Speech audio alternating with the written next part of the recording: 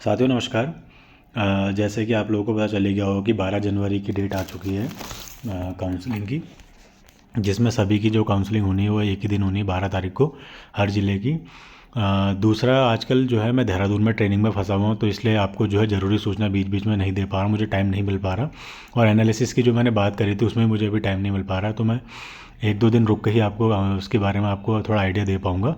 और ये जो मैंने सूचना आपको जो वीडियो में दिख रही है, जो सूचना है मैंने अपने टेलीग्राम ग्रुप से निकाली है, एक हमारे साथ के साथी है उनके द्वारा बनाई गई थी डिटेल।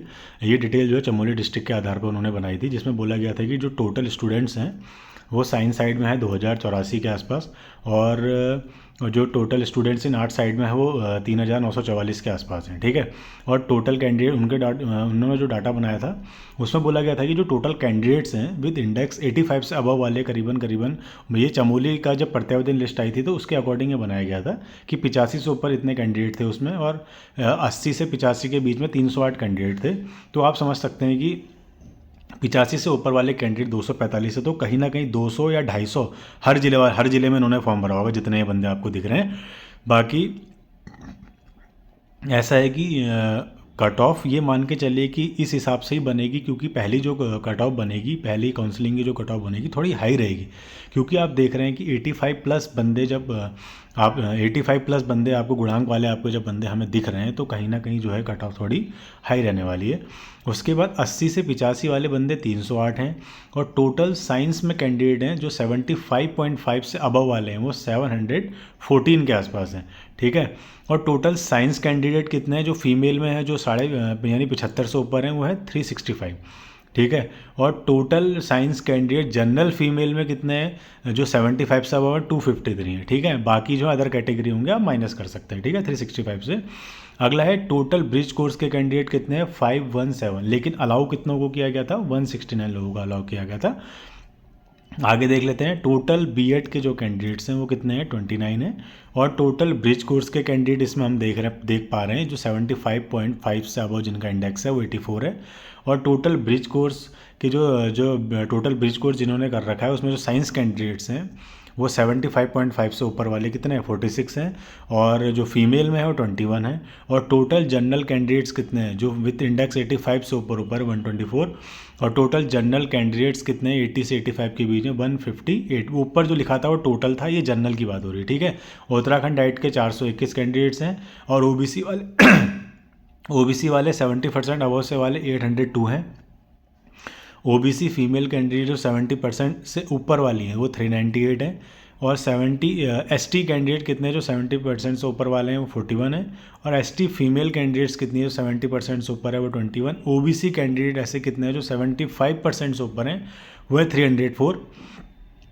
और ओबीसी फीमेल कैंडिडेट्स कितनी है जो 75% ऊपर हैं वो 141 है। और एसटी कैंडिडेट्स कितने हैं, 78.6% से ऊपर है वो 19 है। एसटी फीमेल कैंडिडेट्स कितनी है जो 78.6% से ऊपर हैं वो है 8 है। ओबीसी फीमेल कैंडिडेट्स कितनी है जो 70% से ऊपर है 171। और टोटल जर्नल साइंस कैंडिडेट कितने हैं जो 75.5 से ऊपर हैं वो है 421। ऐसे कितने कैंडिडेट हैं जो 83 से ऊपर वाले हैं, वो आप मान के चलिए 343 कैंडिडेट्स। तो इस प्रकार से ये लिस्ट तैयार की गई थी जब चमोली की प्रत्यावेदन लिस्ट आई थी, तो उसी में से छांट के हमारे द्वारा एक साथी के द्वारा बनाया गया था कि जिसमें टोटल आर्ट्स इतने हैं और साइंस के 284 है, 2184 है। और आर्ट्स में करीबन कितने इतने हैं, ठीक है, 3000 के आसपास है। यानी टोटल जो फॉर्म भरे गए हैं वो 6000 भरे गए हैं हर डिस्ट्रिक्ट के आसपास मान के चलिए। तो हम ये समझ सकते हैं इस चीज़ से, इस ब्यौरे से हम समझ सकते हैं कि कहीं ना कहीं जो कट ऑफ है पहले काउंसलिंग में थोड़ी हाई रहेगी, उसके बाद एक अच्छा खासा ड्रॉप आउट आएगा। क्योंकि आप मान के चलिए कि जैसे ही जितने भी हायर कैंडिडेट्स वाले हैं वो हर जगह हर जिलों में अपनी अपनी तैनाती जब ले लेंगे, यानी कि काउंसलिंग करा लेंगे, तो उसके बाद कट ऑफ का काम होना सीधा सीधा जायज़ है। और मान के चलिए कि 73 और 74 प्लस वाले जितने भी बंदे हैं, लास्ट कट ऑफ में भी ऐसा हो सकता है कि 73 प्लस रहे। ठीक है, मेरा ये अनुमान है, इतना हो सकता है। बाकी पहली कट ऑफ तो आप मान के चलिए 82 प्लस ही रहने वाली है हर जिलों में। ठीक है। उसके बाद ऐसे कैंडिडेट जो ये चाह रहे हैं कि यार हमारा हो ही जाए कैसे ना कैसे करके, तो वो अभ्यर्थी ऐसी जगह जाएं जहां बंदे कम जाते हैं। जैसे गढ़वाल के कुछ इलाके हैं, जैसे गढ़वाल के जो चमोली हो गया, उत्तरकाशी हो गया, जो वहाँ का लोकल बंदा होगा वो तो प्रेफर करेगा ही करेगा, लेकिन जो थोड़ा दूर दराज का है और थोड़ी जिसकी कट ऑफ थोड़ी सही है, वो अल्मोड़ा या टिहरी गढ़वाल या इस टाइप के जो पास पास जो शहरों से लगे हुए हैं वो उनको पकड़ेगा। तो ऐसे अभ्यर्थी जो चाह रहे हैं कि मुझे सरकारी नौकरी, सिर्फ सरकारी नौकरी से जिन्हें मतलब है, वो सिर्फ गुणांकों को मद्देनजर रखते हुए अपनी चॉइस को ये सोचे कि यार मुझे सिर्फ नौकरी चाहिए, मुझे कैसे भी करके कहीं ना कहीं नौकरी पानी है। तो ये मत सोचे कि यार मेरा अल्मोड़ा में आ जाता, मेरा नैनीताल में आ जाता, तो बहुत दिक्कत हो जाएगी आप लोगों को। अभी आप सिर्फ नौकरी पे फोकस करें, जो जिला मिल रहा है और जो गांव मिल रहा है आप पकड़िए और तुरंत वहाँ तैनाती लीजिए, बाद में देखा जाएगा जो होगा, ठीक है। तो जितने भी अभ्यर्थी हैं जो कम गुणांक वाले हैं वो फोकस करें ऐसे डिस्ट्रिक्ट में जहाँ कट ऑफ थोड़ी कम रह सकती है। बाकी एक दो सवाल और आ रहे थे कि सर जो हम लोगों ने यूपी से शादी करके उत्तराखंड में आए तो क्या हमारा वो लगेगा, हमारा जो आरक्षण वाला है वो हमें मिलेगा नहीं मिलेगा। देखा, आरक्षण आपको नहीं मिल पाएगा, क्योंकि वहाँ से जब आप यूपी से शादी करके जब उत्तराखंड में आते हैं तो आपके सारे आरक्षण जो होते हैं माइनस में चले जाते हैं, यानी हट जाते हैं वो। आपका जो क्या कहते हैं सी टेट और टेट के जो मार्क्स हैं अगर वो 90 प्लस हैं तो ही आपको लिया जाएगा, ऐसा सुनने में आ रहा है। बाकी जो यहाँ की महिला है, जैसे जिसकी उत्तराखंड से उत्तराखंड में शादी हुई है, तो उनके प्रत्यावेदन लिस्ट में ऐसा सुनने में आ रहा था कि जो है caste certificate in reference of husband आ रहा है। तो आप ऐसा करिए, आपका जो मायके का जो सर्टिफिकेट है, यानी कि जो आपका शादी से पहले जो आपका कास्ट सर्टिफिकेट बना होगा, आप उसको लेके जाइए या आप प्रत्यावेदन में उसको लगा दीजिए, क्योंकि ऐसा सुनने में आ रहा है कि कास्ट सर्टिफिकेट जो होता है वो मदर और फादर के उसमें ही जनरेट हो पाता है। तो आप हस्बैंड के उसमें ना बनाइए, आप जो आपका पहले का बना हुआ है मदर फादर के उसमें उसको ले जाइए, उसको प्रत्यावेदन सूची में उसमें लगा दीजिए और काउंसलिंग के टाइम पे भी उसको ले जाइए। बाकी कुछ लोगों को ये पूछना था सर डॉक्यूमेंट्स हमें क्या क्या ले जाने। डॉक्यूमेंट्स आप 10th की मार्कशीट प्लस सर्टिफिकेट, 12th की मार्कशीट प्लस सर्टिफिकेट, टेट का अपना मार्कशीट हो गया, सर्टिफिकेट हो गया, और ग्रेजुएशन की मार्कशीट हो गया, सर्टिफिकेट हो गया, और आपका डीएलएड की सारों सेमेस्टर की मार्कशीट हो गई और सर्टिफिकेट हो गया, ठीक है, और एम्प्लॉयमेंट सर्टिफिकेट हो गया, डोमिसाइल हो गया। और जो एनआईएस वाले हैं वो अपना, सुनने में ऐसा आया था कि जब लास्ट काउंसलिंग हुई थी पिछले वाली वैकेंसी में तो उन लोगों से ये डॉक्यूमेंट्स मांगे गए थे, आपकी अटेंडेंस रजिस्टर मांगा गया था, आपके सैलरी स्लिप के रिकॉर्ड मांगे गए थे कि आपने वहाँ पढ़ाया है नहीं पढ़ाया है सच में, और आपका क्या कहते हैं ड्यूरेशन कितने साल का रहा था, आपने सच में 18 महीने पढ़ाया है नहीं पढ़ाया या क्या रहा आपका। तो सारी डिटेल्स उस टाइम मांगी गई थी। तो मे भी ऐसे चांसेस है कि इस बार भी मांगे, तो आप अपने सारे डॉक्यूमेंट्स ले जाइए, क्योंकि काउंसलिंग के टाइम पे ये ना हो कि यार आपको उस टाइम पे वो लोग परेशान करें। तो बेटर है आप अपने सारे डॉक्यूमेंट्स अभी अपने साथ ले जाइए, ठीक है। बाकी जो एनआईएस से इतर वाले हैं वो अपने सारे डॉक्यूमेंट जो मैंने बताए वो अपने ज़रूर ले जाएगा।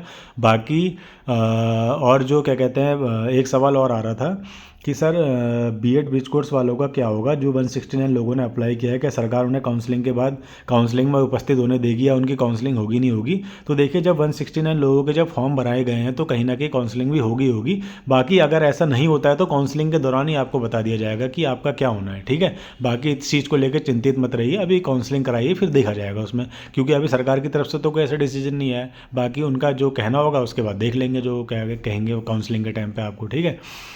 और दूसरा एक सवाल और आ रहा था कि सर जैसे हम लोगों की उत्तराखंड से उत्तराखंड में शादी हुई है तो कहीं हमें भी तो ये चीज़ें मैरिज सर्टिफिकेट बनाना पड़ेगा, या ये क्या कहते हैं हमारा तो आरक्षण खत्म नहीं हो जाएगा। देखिए, जो उत्तराखंड से उत्तराखंड में आ रहे हैं उनका कोई आरक्षण खत्म नहीं होगा, उनको जो ओबीसी वाले हैं उनको ओबीसी का मिलेगा, एससी वाले हैं एससी का, एसटी वालों को एससी का। और जितने भी ऐसी महिलाएं जो यूपी से उत्तराखंड में आई, चाहे उत्तराखंड से उत्तराखंड में आई हैं, वो अपना मैरिज सर्टिफिकेट भी तैयार कर लीजिए, ठीक है। मैरिज सर्टिफिकेट आपको बनाना ही पड़ेगा और डोमिसाइल भी बना लीजिएगा। और जितने भी आपने अगर अपने दस्तावेजों में आधार कार्ड पैन कार्ड लगा रखे हैं आवेदन के टाइम पे तो वो भी ले जा लीजिएगा, और 2-3 फोटो भी रख लीजिएगा, बाई चांस मांग लें वहाँ पर, ठीक है। और जितने भी आपके पास डॉक्यूमेंट्स हैं उनको 100 प्रमाणित कर लीजिएगा, क्योंकि जब आप वहाँ पर रीचेक कर रहे होंगे वो आपके डॉक्यूमेंट्स को, तो उस टाइम आपकी कोई दिक्कत नहीं होनी चाहिए उसमें, ठीक है। और सारे डॉक्यूमेंट्स बिल्कुल जो एज इट इज़ जैसे आपने आवेदन के टाइम पे डाले थे वैसे ही काउंसलिंग के टाइम पे वही डॉक्यूमेंट ले जाइएगा, क्योंकि नाम में अगर ऊपर नीचे भी गलती होती है तो वो आपको परेशान कर सकते हैं। बाकी आपको कोई भी अगर इस प्रत्यावेदन सूची या काउंसलिंग से रिलेटेड कोई भी आपकी समस्या होगी तो आप मेरे से पूछ लीजिएगा। बाकी मैंने गुणांकों से रिलेटेड मैं अभी वीडियो नहीं बना पा रहा हूँ, क्योंकि अभी मैं थोड़ा ट्रेनिंग में फंसा हूँ, इसलिए मैं शाम को फ्री हो रखा हूँ, सुबह से लेकर शाम को अभी ट्रेनिंग में अभी फ्री हो रहा हूँ, तभी मैं वीडियो बना पा रहा हूँ। इसलिए बाकी जो भी आपके प्रश्न होंगे आप कमेंट सेक्शन में डाल दीजिएगा, मैं वहीं से आपको जवाब दे दूँगा, ठीक है। बाकी धन्यवाद।